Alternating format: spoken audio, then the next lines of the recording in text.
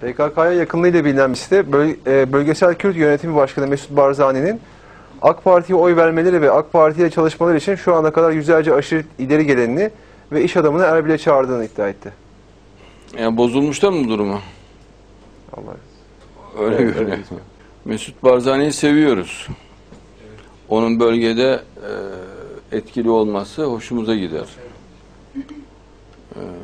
Türk devletinin onu desteklemesini istiyoruz. İnşallah.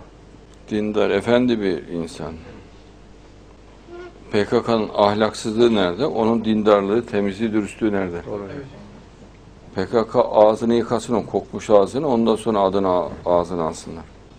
Barzani Türk özel harekatı da korusa iyi olur. Yani bir mesela 10 kişilik, 20 kişilik bir özel harekat timi yakışır yani, çok iyi olur.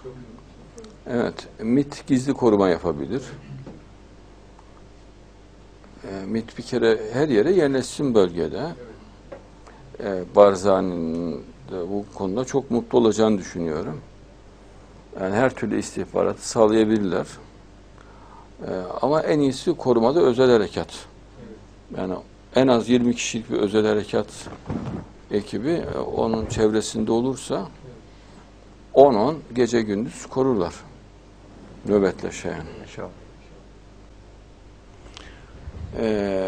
Ne diyor? Mela Gabriel. Mela Gabriel. Biz de diyor yanındayız diyor hocanın.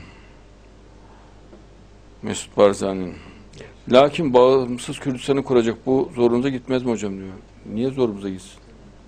Yani bölgede Kürt kardeşlerimizi toplayıp orada bir yapılanmaya gidebilir yani, bu acayip şey. Zaten bankaları var, efendim her şeyi var yani, bir devlet yani adeta.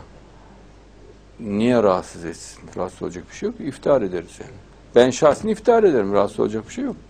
Ama yani benim gördüğüm etrafında öyle etkili bir koruma yok. Yani rahat rahat geziyor. Tamam gezsin de yani mesela 10 metre ilerisinde, 5 metre ilerisinde bizim özel harekatın olması çok iyi olur. Yaman delikanlıları attığını vuruyor. Vurduğunu indiriyor yani. Çok ürkütücü olur. Kimse de yanlarına yanaşamaz. Orada konuda terör edecek bir şey yok. MİT'in de o isimsiz kahramanlar, yiğitler yani o Barzani'nin sistemi içerisinde her yere yerleşsinler. Çok iyi olur. Ben PKK'ya karşıyım. Ben alıp veremediğim yok ben. Yani orada Kürt kardeşlerimiz rahat edecekse iftihar ederiz yani, niye olmasın. PKK kahpelik yapıyor. Çünkü sırf komünist, böyle Stalinist bir devlet kurmak değil, alçaklık yapıyor. İttihat İslam'ı engellemek gayeleri. Karadeniz'den itibaren bir hat oluşturmuş bu kahpeler.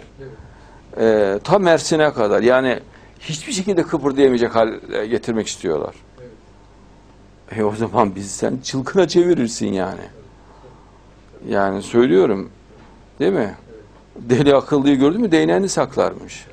Kanunla, hukukla tepene bineriz. Yani o deliliğine müsaade etmeyin senin. Barzani çok dindar, 5 vakit namazında. Seyittir hakikaten. Ben şeceresine baktım. Seyit. Hakikaten Musevilik de var kökeninde. Ama bu iftihar edeceği bir şey yani, onu mahcup edecek bir şey değil. Benim de var kökenimde yani, o nurdur peygamber soyundan olmak yani. Çok iyi olur, ben özel harekatı göreyim. Yani 20 kişilik falan. Hatta 30 kişi de olabilir. 30 kişilik bir özel harekat. Orada çok rahat, her türlü onların ihtiyacını onlar karşılar da. Ama ihtiyaç yok Türkiye'nin tabii öyle bir şeye. Yani Türkiye gereğini yapar. 10'da nöbetleşer korusalar daha iyi olur.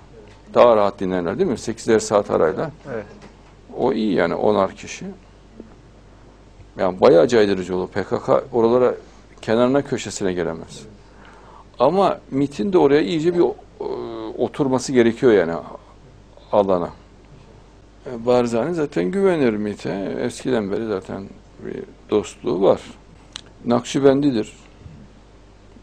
Aynı zamanda mürşittir de. Tabii. Yani özetle iftar ederiz. Öyle bir konu olmaz. Barzani yapabiliyorsa İslam birliğini istediğini söylesin. Yani bir risk görmüyorsa bunu söylesin, İslam birliğini istediğini. Yani Amerika'dan belki çekinebilir ama bilmiyorum. Efendim? Tarifini yapıp belki. Ha evet, olabilir. Yani böyle modern, Evet.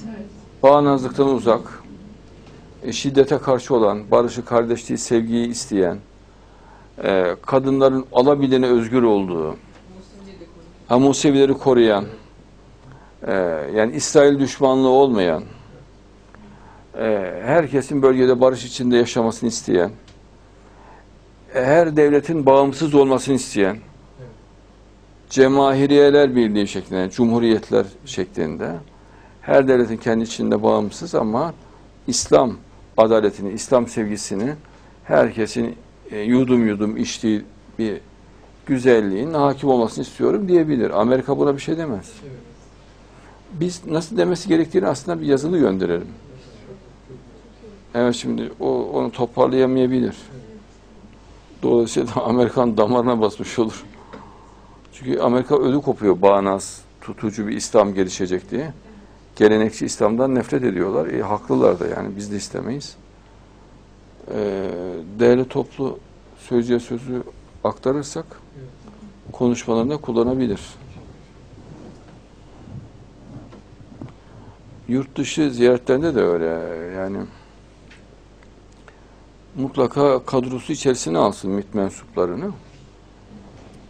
Beraber gitsinler. Amerika oraya buraya giderken, yurt dışına giderken. Yani orada var Kürt gençleri de delikanlı ama yani o kadar eğitimli değiller, tecrübeli de değiller. MİT çok yamandır, yani bayağı iyi olur.